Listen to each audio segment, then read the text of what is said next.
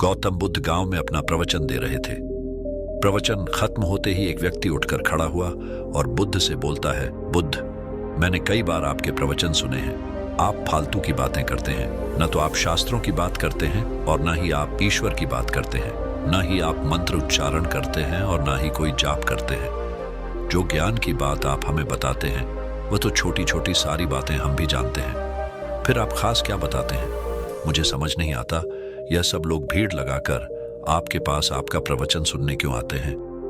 आप लोगों को भ्रमित करते हैं। आप पाखंडी हैं। मुझे आप में ऐसी कोई बात नजर नहीं आती जिसके कारण लोग आपसे प्रभावित हो सके। बुद्ध मुस्कुराकर बोलते हैं कि जैसा हम देखना चाहते हैं वैसा ही हमें दिखाई भी देता है।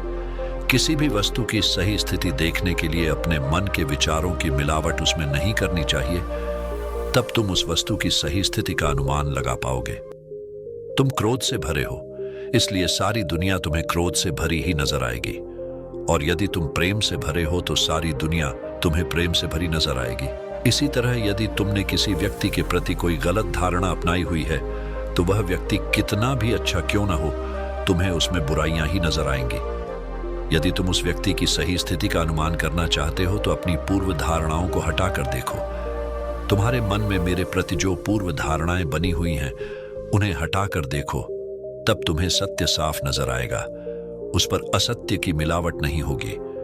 बुद्ध की बातें सुनकर वह व्यक्ति शांत हो गया और बुद्ध के चरणों में गिरकर बोलता है, हे बुद्ध, वास्तव में आपके प्रवचन सुनने में यहां नहीं आया था। मैं तो यह देखने आया था कि आप लोगों को ऐसा कौन सा मंत्र देते हैं जिससे वह हर स्थिति में खुश रहते हैं। मेरा एक मित्र आपका शिष्य है, आपका उपासक है। हम दोनों 12 साल पहले इस नगर में आए थे। उस समय मैं बहुत गरीब था। मेरा मित्र धनवान था। तब मैंने अपने मित्र से व्यापार आरंभ करने के लिए धन उधार लिया और अपना व्यापार आरंभ किया। हमेशा से मैं यही सोचता था कि एक दिन मैं अपने मित्र से अधिक धनवान बनकर दिखाऊंगा, और इसके लिए मैंने बहुत मेहनत भी करी। धीरे धीरे मैं अपने मित्र से अधिक धनवान होता चला गया। तब मैंने अपने मित्र से ज्यादा बड़ा घर बनाया और उससे अधिक नौकर चाकर भी रख लिए। इसलिए मेरा मित्र मुझसे ईर्ष्या करने लगा था। मुझे इस बात में बड़ा मजा आता था। मैं उसे दिखाने के लिए अपने बड़े रथ में उसके घर जाता और बहुत ज्यादा अपने व्यापार का गुणगान करता। मैं उसे बता देना चाहता था कि मैं उससे कहीं बड़ा व्यापारी हूं और अब वह मेरे सामने कुछ भी नहीं है। उसके चेहरे के भाव देखकर मेरे मन को बहुत शांति मिलती थी। वह भी मेरे व्यापार को नष्ट करने के लिए तरह तरह के षड्यंत्र रचता। एक दिन उसका व्यापार नष्ट हो गया और वह कर्जदार हो गया। तब मैंने सोचा कि वह अपना कर्ज उतारने के लिए मेरे पास धन मांगने अवश्य आएगा।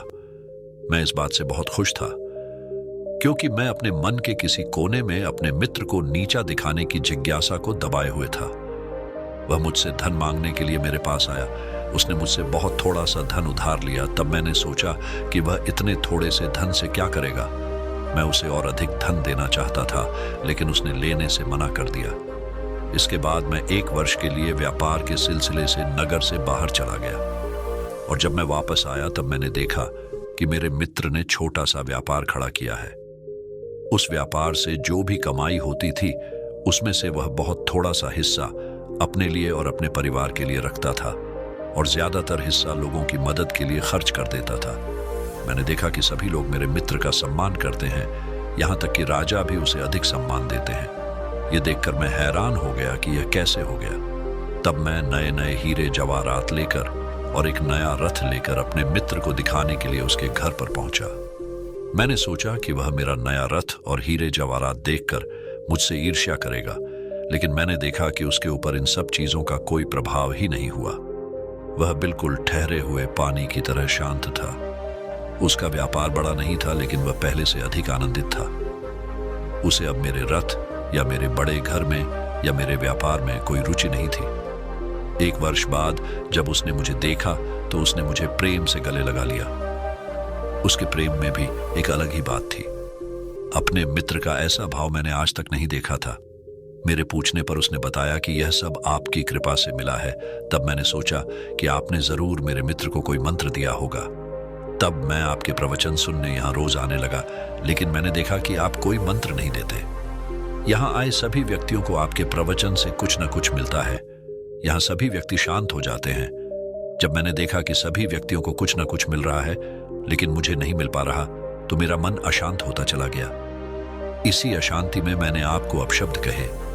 इसके लिए मैं आपसे क्षमा चाहता हूं। बुद्ध मुस्कुराकर बोलते हैं कि जिसमें अपनी गलतियों को देखने की क्षमता होती है वह अपनी गलतियों को सुधार भी सकता है, और जो अपनी गलतियों को सुधार लेता है वह शांति के मार्ग पर अग्रसर हो जाता है।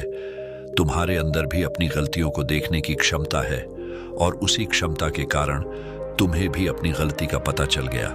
इसकी वजह से ही तुम भी शांति के मार्ग पर अग्रसर हो सके।